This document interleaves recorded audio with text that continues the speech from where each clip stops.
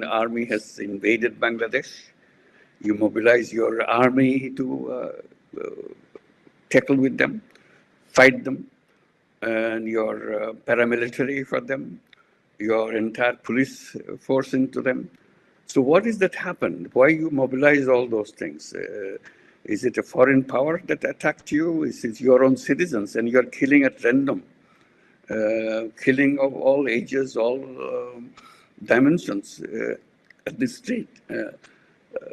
So that's the kind of the situation which emerged in Bangladesh.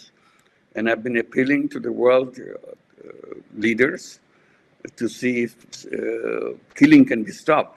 Doctor ইউনূসকে প্রশ্ন করা হয়, আপনি বলছেন গণতন্ত্র ব্যর্থ হয়েছে, কি এমন আছে আপনি মনে করেন যে তা এই অবস্থা থেকে বাংলাদেশকে ফিরিয়ে গণতন্ত্রে আনতে পারে?